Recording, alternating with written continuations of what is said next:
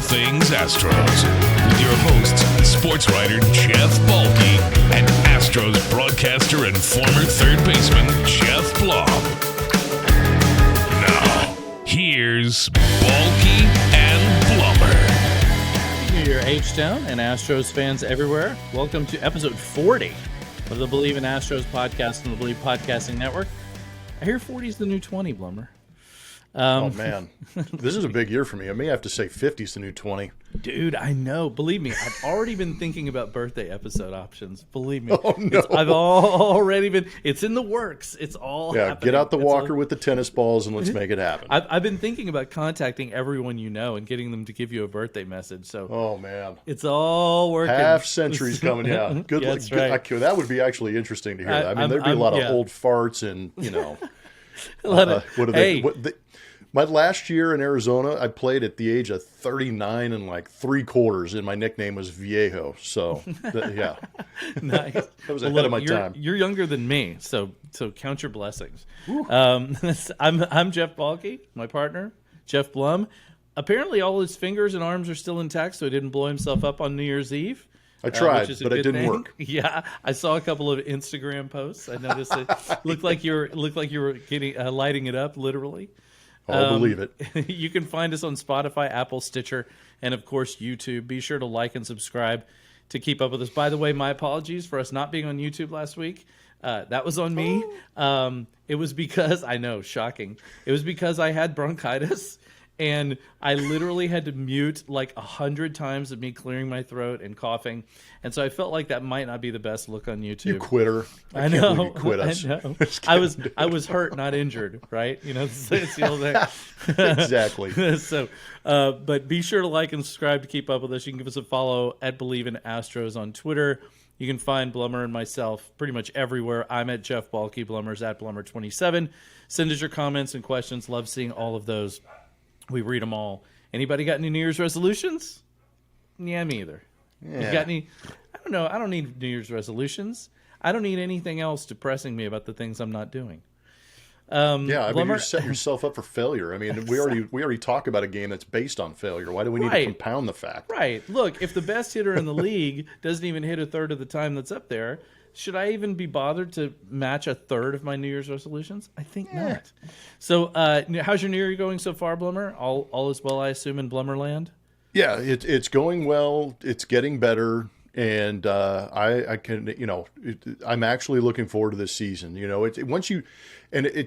My mentality has stayed the same since I was a player. Usually after that first of the years, when you start picking up the baseball, you pick up the bat, you start throwing, you do baseball activities, and that's kind of where I'm at mentally right now. Is I'm throwing the ball, we're playing some catch, and I'm looking forward to in a couple months. I mean, less than a couple months, you're going to see pitchers and catchers reporting. So yeah, I'm excited, man. Yeah, it's coming. It's coming faster than anyone can imagine, thanks to this really short off season. Gosh, yeah. Which is a blessing and a curse. Not necessarily a kind of a curse for the players. Although I don't know if you saw the video of Jose Altuve getting down in Venezuela. Did you catch that? Dude. He's in this video shaking his ass. His wife is live streaming it, which is amazing. I'm like, dude's got moves. Okay, so you're telling me that Jose Altuve is one of the shortest players in the league. He's got an MVP. He's got 2 World Series rings, Silver Sluggers, batting title, all-star appearances, all around like just good dude when I talk to him. And now the dude can dance too?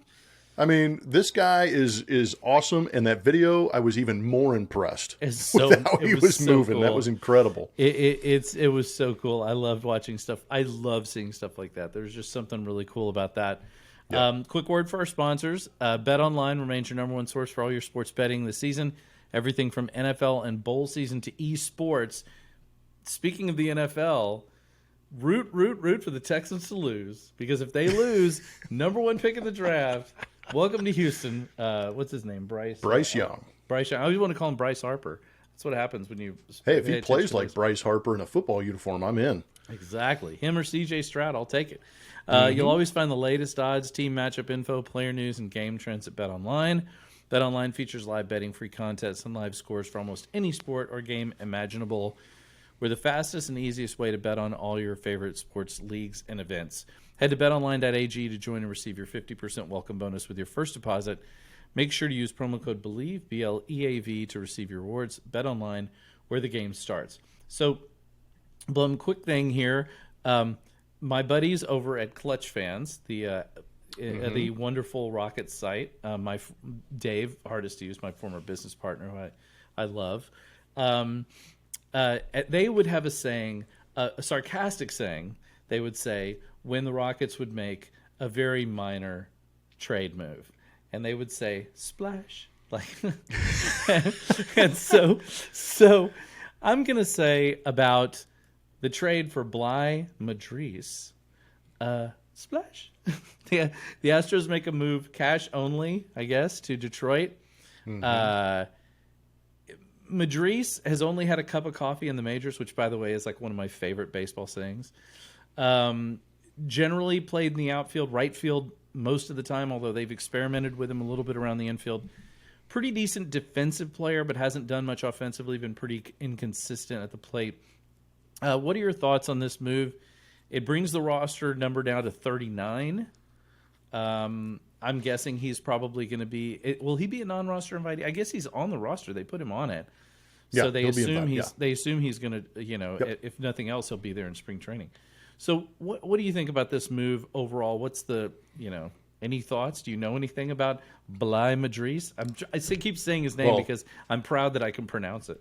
Well, and I've already learned more by you pronouncing it, so now I know how to pronounce his name. But to your point about the coming to I should big say, league.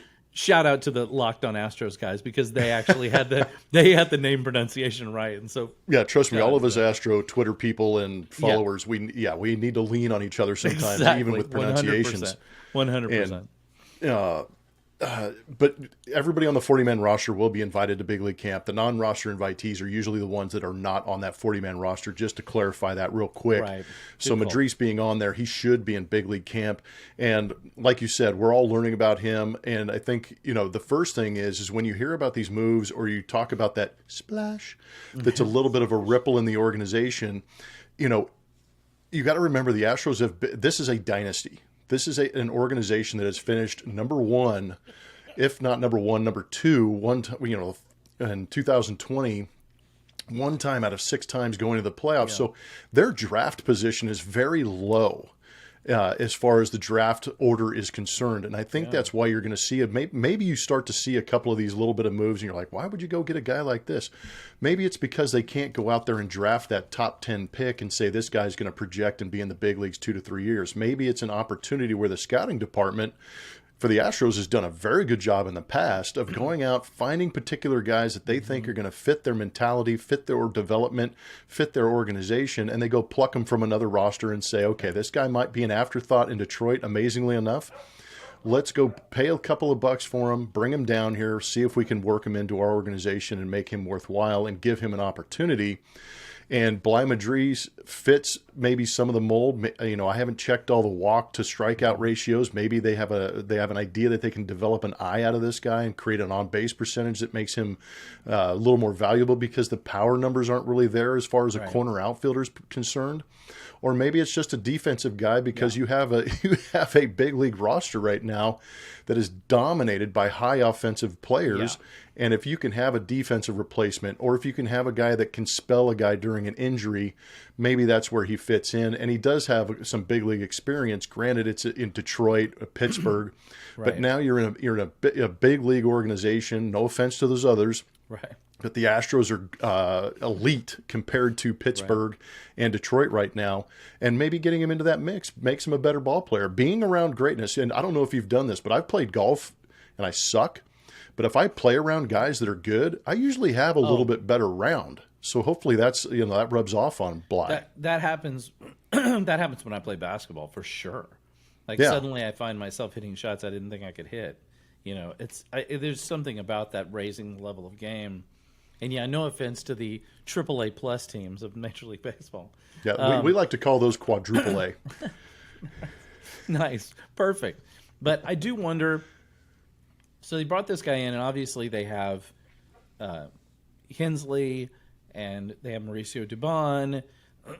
So they've got a few of these utility-type players. We've talked about Yuli. I'm going to keep talking about Yuli. It's not cool because, frankly, Yuli's awesome. But at 39 men on the roster, you got to think this is a foreboding, to consider what it's like when you've got Yuli being the 40th, assuming he gets signed. It's not good. I don't even like talking about it, to be honest with you, but I think it's something we have to broach the subject. Mm-hmm. Yeah, it does start to limit it, and you start to think about roster construction after the first of the year. We talked about getting ready for spring training being only a month and a half away, and I think financially maybe the idea is David Hensley, maybe the idea is Mauricio Dubon, because Hensley is homegrown, drafted, developed, put in the big leagues, put together, was eventually a DH in a World Series game, so they think highly enough of him, and he has the ability. And I think a big key for utility guys this day and age, yes, it's great to be athletic, but if you can prove that you can play a comparable or a competent shortstop, you're going to have an ability to be a utility guy. Hensley has that. Even at 6'6", the dude is massive. And then you have Mauricio Dubon, who comes over in a trade. I think that carries a little bit of weight because they're trading away current talent to get you in this organization, Mauricio Dubon, and he has value because he can play a competent shortstop at times, and he can play a competent center field. Yeah, he can play center field, which is a biggie. Really. That's a big deal. Yeah, I think that's a big deal, and I think you're right. And the price tag. I mean, what, $1.5 million for two guys? You can't. I mean, honestly, you can't discount that because look, financial flexibility is really important to even teams that are in top 10 in payroll, like the Astros. There's only one Mets, one Yankees, one Dodgers, that are just going to spend and spend and spend like money grows on trees. For them, it probably does. Mm-hmm. The Astros are not one of those teams. It's not like they're broke, but they can't just go out there and spend willy-nilly. They've got to be smart about how they do it. And frankly, as they should. Whenever I see people complaining about, Jim Crane's not going to spend the money, I'm like, you don't really want him spending all that money. You don't want him doing that. That's not a smart move by an organization. Steve Cohen can throw his billions around if he wants to. But in the long run, that's not smart. That's not a great way to field a roster, and it just doesn't make any sense, And frankly, there's only one of that guy anyway. Yeah, and it's frightening how much money he's able to throw around. It's still undetermined what he's going to do with Carlos Correa, but at the same time, I think an educated spender is going to be a little bit better, and considering what the Astros have done and considering what Jim Crane's done, no matter if it's Jeff Luhnow, James Click, or whoever the next guy is going to be, they're going to be very educated on how they spend their money. And I love the fact, and you can't, Jim is one of those owners that, has the flow as far as cash, but at the same time, he's just not going to, explosively throw money around. Everybody's going to say, well, he did that for Justin Verlander. Well, look at what Justin Verlander did. Results. The dude got 2 Cy Youngs, man. So I would say that money's well spent, but he got to a point where he said, I think I have a limit on this guy, and he found it. And he didn't sign him for like 10 years. He that's signed a him great for a reasonable point, amount of time. Look, I don't think the Astros are afraid to give guys loads of money per year. I think they're afraid to give them loads of money per year over long stretches of time. And that is a perfectly reasonable, understandable, and practical approach to baseball, to Major League Baseball. There's no reason to go out and just go crazy and spend and give guys tons of years. You can do it, as we've seen some teams do, but those teams are going to pay for it at some point, literally and metaphorically.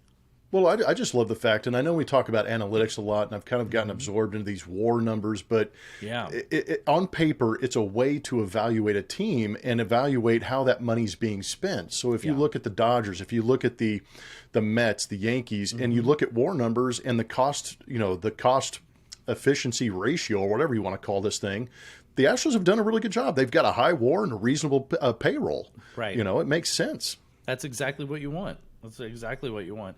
Speaking of that, arbitration is looming.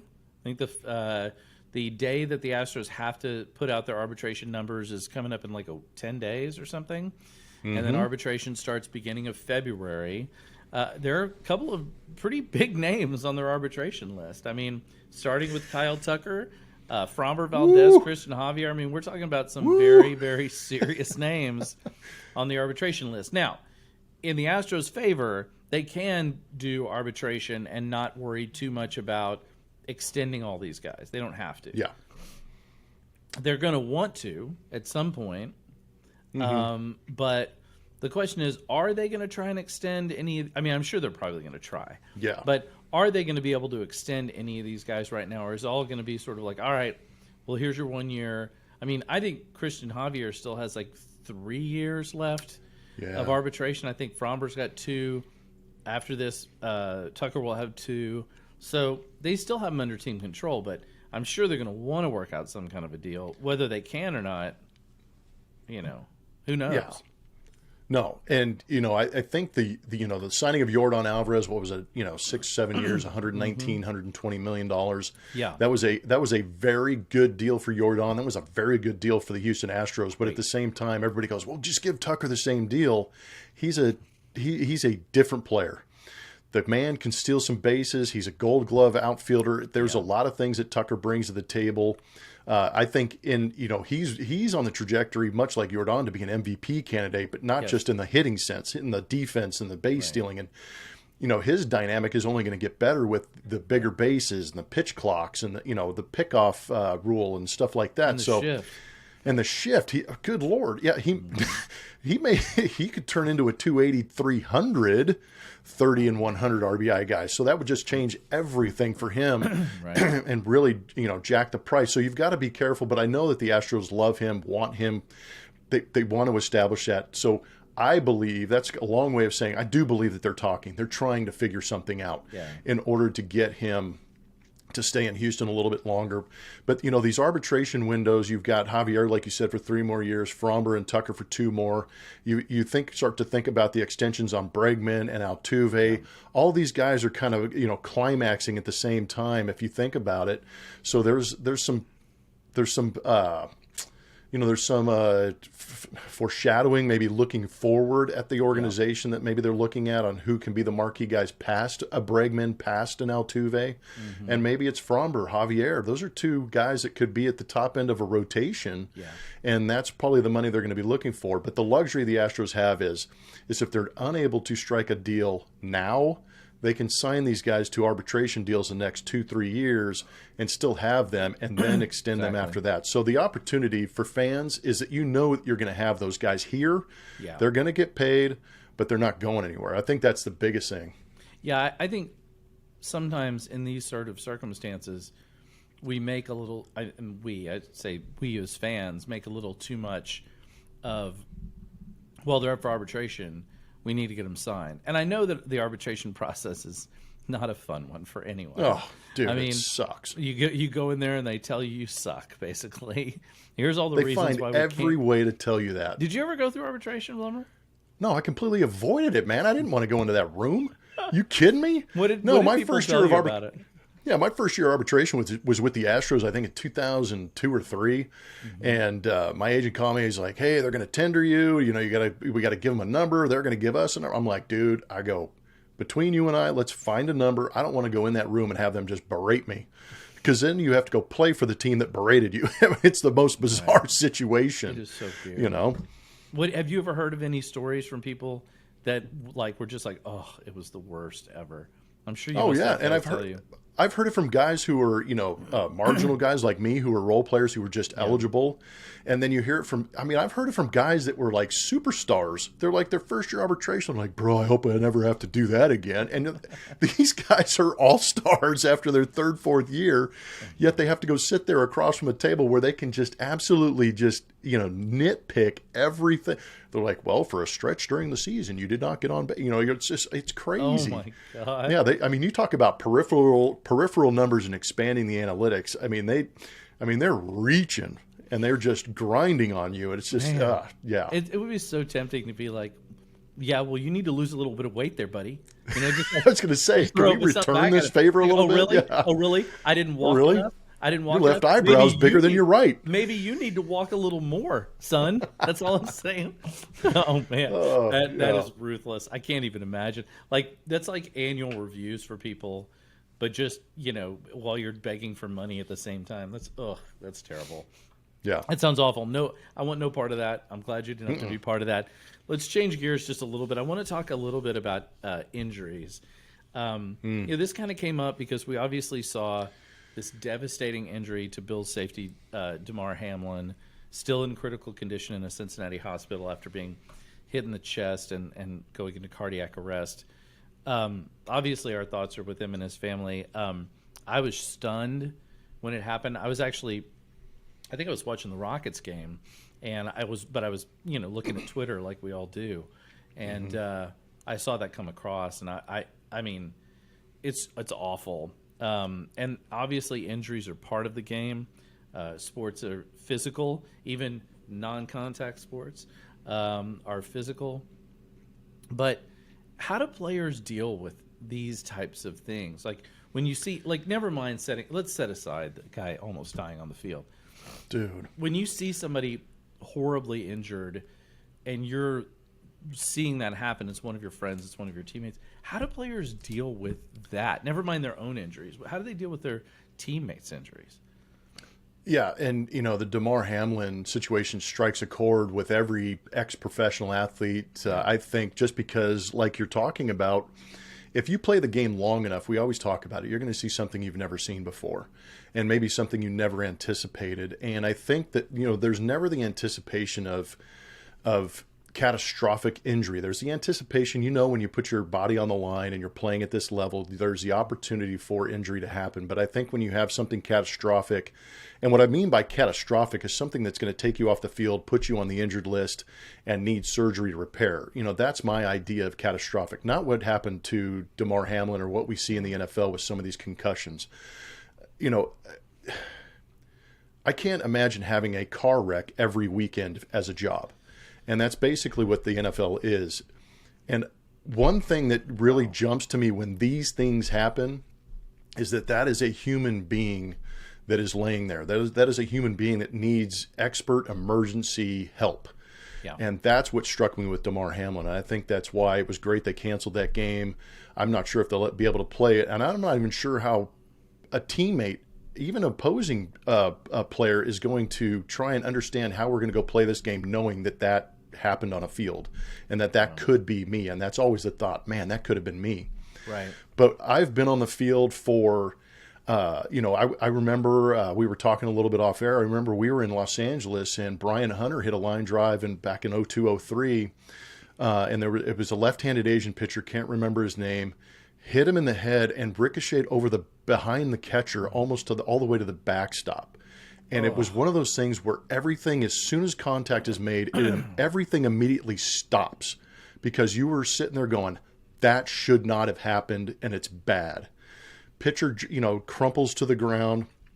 Even if Brian Hunter, is standing there looking there going, do I run? What do I do? I can't, because your first instinct when you see that is run to their aid, of course, and try and, make that person better. But you play the game, you finish it out, and they get carted off the field. You have the conversations in the clubhouse. I vividly remember a game in Milwaukee where I watched, I went to go tag Jeff Jenkins at third base, and I watched him dislocate and break his ankle about 6 inches from my face. And that wrecked me. I heard it, I saw it, I ran away, and they spent 20 minutes trying to get him off the field. So you're in for it, but you never know how you're going to react until you see it. And it's just, it's hard. It's very hard. But as a professional athlete, to a point, you understand those things are going to happen and you understand the risk. But I think what we saw the other night is something that I'm not sure many of us can actually comprehend. Right. Two things on that. You mentioned the fact that he needed emergency care. I mean, shout out to those doctors. I mean, Amen. You want to talk about just heroes, man. I mean, it's amazing to me when you see something like that. What just blows me away is how they're just doing their job. Like, it's not like for us. It's a reaction. It's for great. us. It's a miracle. Like, it's a freaking miracle. But for them, this is what they were trained to do. They're just like the professional athletes, and without them, he might not have survived. The fact that they sprung into action within seconds of that happening. I mean, it was just like that. That was just incredible to me. I honestly brought tears to my eyes when I thought about it afterwards, how I was more moved by that than I was probably by anything else, by the fact that these healthcare workers who lay their lives and their livelihoods on the line all the time, throughout COVID and in every other circumstance. Absolutely. There they were out there like saving this guy's life, literally, in a moment when, it's just so impressive to me. It's so, it makes me feel better about my own health and well-being that there are people out there like that exist, and even if it's breaking an ankle, like you talked about, seeing that dislocated ankle, I'll still think about Dave Grohl from the Foo Fighters when he completely dislocated his ankle falling off a stage, and they held it in place so he could play the rest of the gig. Right? That's unbelievable. Yeah. They had a doctor on stage going like this, hold this, I mean, that's rock and roll right there. But it's just amazing what they do and how they are able to change everything because of science. It's amazing. No, it's great. It's advancing. And I mean, I know that, playing a violent contact sport like football is, I just read an article that said they had 30 personnel that are trained in CPR and emergency techniques like this. Yeah. And I do have another podcast. And one of the things we do at the end of every single podcast that I do Bleacher over Blums. there. Yeah, Bleacher Blums. If you're not sick of me completely. But at the end of every podcast, we thank healthcare workers. And, you always think about, it's going to be an ER doctor or somebody that, helped me in surgery here in my everyday life, to make sure my back pain goes away, or a nurse that went to the next level and got me a warm blanket. No, these people are life savers. Yes. And in a situation where you don't anticipate life being threatened, they stepped up and did an unbelievable job. And it's just a credit to their profession and their adherence to learning and becoming better and maintaining that greatness that they have the ability to do.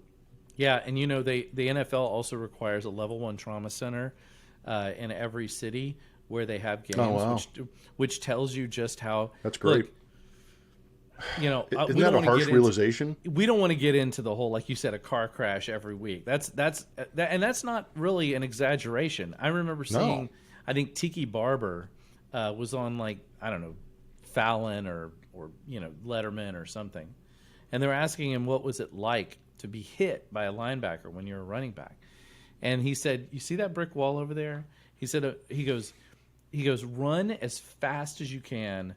Face first into that brick wall. That's what it feels like. And he said, I'm not really exaggerating. And they talk about how those guys, they take their uniforms off and they're just covered in bruises. And of course, I did a story a couple of years ago about a former Patriot linebacker and his battles with CTE. He doesn't know he has it, but he's had many concussions and, kind of got to know him. And he's a good dude, but just... these things are terrible, and you see it increasingly. And I don't want to get on some soapbox here about the NFL and injuries, but the fact that they do have to have all that personnel around, medical personnel and the level 1 trauma centers and an ambulance in the stadium, that just tells you how devastating that sport can be, to the guys who have to perform it. I mean, hats off to the medical professionals. And look, no hate to the football players. They're doing what, using their God-given abilities. And but man, it's violent and it's dangerous. And we saw the results of that the other night. We were talking off air, like you said. The worst I ever saw was the Billy Wagner when he got hit in the head. Yeah, I saw a video of it. I looked it up. It was Arizona. It was Kelly Stinnett. Yeah, who hit it. I remember seeing it live. I was watching it on TV. and it hit off his head. And I remember just seeing his feet come up off the ground. Like, it hit him so hard, it just took him. And I remember just thinking, and they kept, that was the other thing, though. They kept playing the game. Mm-hmm. Right? The NFL just suspended the game. I think they've just canceled it altogether, which is probably the right thing. I mean, they don't have enough time anyway with the playoffs looming. But that was the right thing to do, right? I mean, how could you keep playing? Oh, man. No, that was 100% the right thing to do. Just watching the reaction of other players, physically having played on a professional field, how do you focus? Right. How do you know? And what the sad reality of this is we're getting to know Damar Hamlin better now than we did before the injury, which is probably a shame. And I know Buffalo Bill fans probably knew him greatly, but the more we learn about these guys, and it's a shame we learn. It's like artists. After they pass away, their art is worth more. Why don't we appreciate them now? Why don't we learn more about them now? And the more I learn about Damar Hamlin, the more I'm like, damn, this guy is a phenomenal human being. Yeah. And the video of him hugging his mom before the game. I mean, everything about this is heartbreaking, but it just leads up to like what you're saying. There was no other option. There's no way you could have gone out there and played. I agree. I would imagine if both teams were asked to go out there and take the field, they might have, just said, no, we're not going. There would have been, 106 guys would have said, you know what, we're not going to play. We don't care what you say. We're not playing. Yeah. And I wouldn't blame them one bit. No, I wouldn't blame them either. You're completely right. And, it's funny you say that. You talk about being, the sort of community of athletes and how we don't really, unfortunately, as fans, our focus is almost entirely on what players do on the field, right? Or on the court or on the ice. Or what they do from a fantasy football team. Right. Or how much money they get paid, right? I mean, we hear occasional things about their charity. They do toys for drives for kids or whatever it is, right? Blah, blah, blah. But never setting all that aside, right? Let's set all that aside. In the NFL, your average career is 3 years. So it's not like, think about that. I mean, yeah. That's unbelievable. But so setting all that aside, these are human beings. These are people. They're not I've never understood that. And I do understand some fans getting, they're like, well, they make millions of dollars to go out there. It's like, yeah, but they're still people. It's not like anything's changed. They're still flesh and blood. Maybe they go out there and good for them. They've the talent to go out there and make money and doing something they love. Hey, great. But that doesn't make them immediately ripe for scrutiny. You can't dehumanize them. You can criticize their play on the field all you want, and that's fair game, right? Yep. They understand that. They're out there for that. But that's the expected risk when you play, man. Right, exactly. I mean, well, you're playing for your job every day. You know that, right? So, but you can't going out there and like talking about players not, being, you can't talk about them about their humanity. These are still people. And I think we forget that in these circumstances with a guy like Damar Hamlin. I love that his GoFundMe for his toy drive thing, his original goal was $2,500, and they've raised $6 million. It's like it's so good, right? Yeah. Just so good, because ultimately, I want to believe, and I try to believe that people are inherently good, and when you've got something like this that happens, it makes you remember that. And I hope sports fans stop for a minute too. And remember that these guys on the field, they are humans, They have families, they have mothers and children and, spouses and whatever else. And, we saw with Brittany Griner, like there became this political debate. Brittany Griner was a political prisoner, right? She had a family. She was in a cell in Russia, right? Like, I feel like we dehumanize people too much in sports, and we need to back off from that. And hopefully, as bad as this Damar Hamlin situation was, hopefully it'll give people at least a little perspective.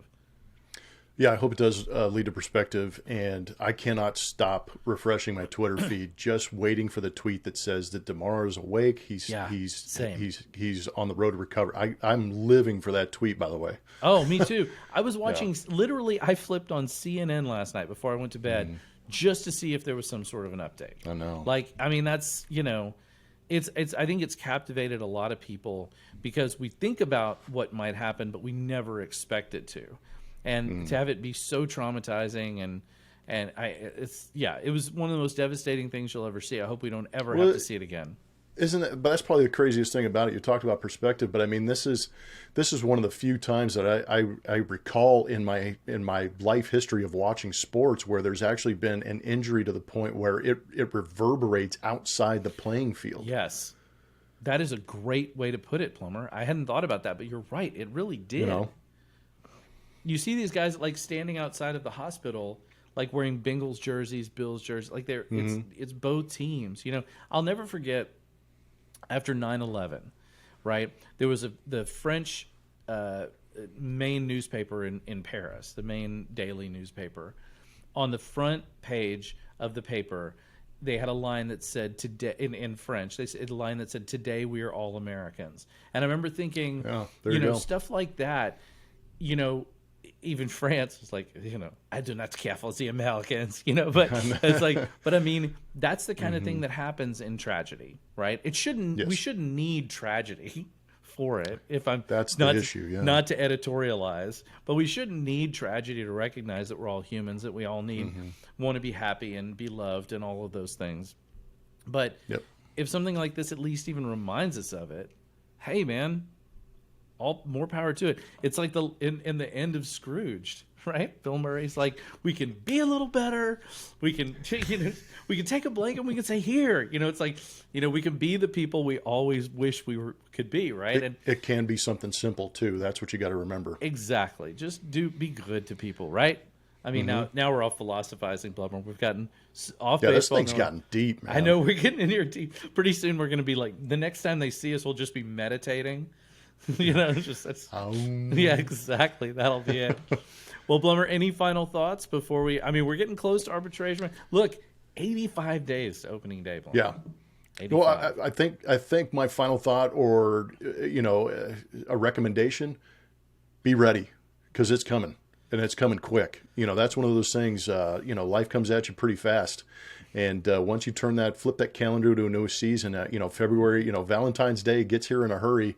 Make sure you get the chocolates, make sure you get the flowers, and make sure your spikes are sharpened, because that's when you start to report, and that's when you start to smell the grass, the dirt, pine tar, and things like that. And that's when it starts to get real. So it's happening very quick. Hang with us, and we'll enjoy the ride with you. Yeah, I tell you what, I'm trying to get credentialed. I'd like to go to spring training this year, at least a little bit. I'd like to go see a little bit of it. I just got it. I got part of the spring training schedule. Ooh. And I'm kind of looking at it going, okay, those are the dates. And my calendar's starting to fill up a little bit. So I'm kind of excited. I love it. It's and I don't have to worry about forgetting Valentine's Day, because my wife's birthday is February 12th. So look at you. So I get them both together. It's all good. I already play it. I plan for it. I plan for it. I got to keep it out. Thing. I got to keep it. I've got 5 women in my house. Oh my God. Yeah, I got a lot of roses being passed out here. When is your birthday, Blummer? April 26th. So you still got a little time. You're going to be in the season when you turn the big 5. Oh yeah, I'm going to be seasoned. Is there a game season. that day? Please tell me there's a game. Oh, there always is. I hold on a sec. I hope there's a game that day, because if there schedule is, sitting right here on my board. I bet you if there's a game that day, it's going to be epic. Oh. Jeez, I'm in Tampa Bay. Oh no, you're in maybe the worst. I'll be and we're flying home for a day off on the 27th. Oh, well, at least you get the day off on the 27th. That's good. But Tampa Bay, of all places. Yeah, what a present! All places. The gift that keeps on giving. Oh Tropicana man, Field. Down there in the middle of like no man's land, where Tropicana Field is. I mean, it's like at least it'll be a quick flight home. Yeah, Tampa Bay's like 2 hours. Piece of cake. How about I shift it to a birthday weekend against the Phillies? I think is who they're playing after that. There you go. That should be the plan. At home, so you'll be home. Perfect. All right. Well, thanks everybody for joining us. We'll be back next week for a fresh podcast brought to you by Bet Online. Again, a huge thanks to all our listeners and viewers across the world. You guys are the best. We appreciate you liking and subscribing, leaving comments. We're so thankful for you guys. We got lots more to come. Blummer's right. Get ready. 85 days to opening day, and even less time before pitchers and catchers report. So get ready. Get them jerseys on. Bury me in the H hats. Whatever you got to do. Just make it happen. We'll talk to you next time. Go Astros.